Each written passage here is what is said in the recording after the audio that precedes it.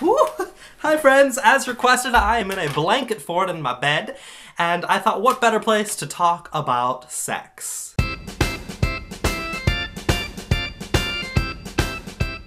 So today's video is on a more serious note. I do want to throw out some trigger warnings as I am talking about sexual activity, more specifically consent.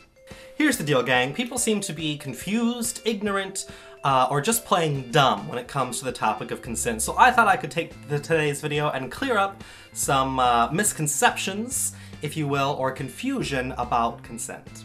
First of all, let's define consent. Merriam-Webster defines consent as to agree to do or to allow something, to give permission for something to happen or to be done. Sexual activity requires consent, which generally is defined as a voluntary, positive agreement between the participants to engage in a sexual act. So let's get specific. What is sexual consent? Northwestern University says that, well, they say a lot of things. I'll link to the article in the doobly-doo, but a couple of quick highlights from their page on consent. Consent must be clear and unambiguous for each participant at every stage of the sexual encounter.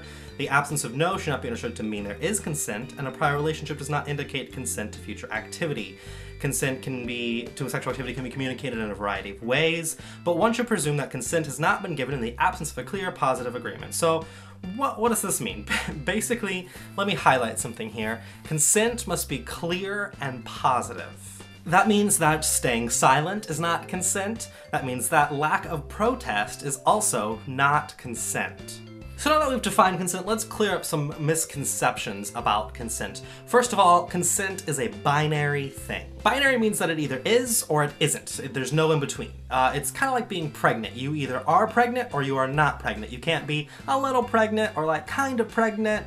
You either are pregnant or you are not pregnant. That might be a bad analogy, but you get the idea. You either have consent or you don't. There is no in between. There is no, well, I sorta had consent. It doesn't exist that way. It is or it is not. The second point I want to make, it kind of goes hand in hand with the first point.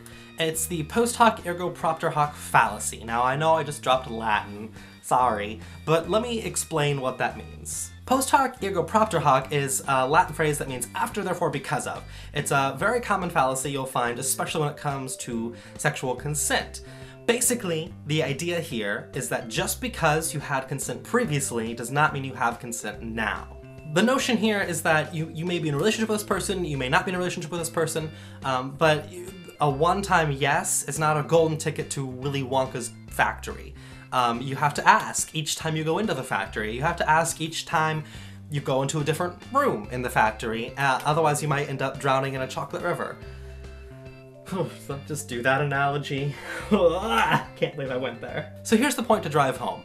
If you don't get a clear and positive agreement to engage in a sexual act, you can't engage in that sexual act. If you do, you are having sex with that person against their will. It is some form of rape. So don't be a rapist. Get consent. So today's video was a bit serious. I used a bit of shock value to try and drive some points home. Also some probably tasteless jokes about Willy Wonka's chocolate factory and the chocolate river. But you know, I think it gets the point out there. I think I said what I needed to say, and I think I drove the point home using some of those tactics. So, if you liked this video, be sure to give it a big thumbs up. Also subscribe to my channel for more, and I will see you tomorrow. Bye, everybody!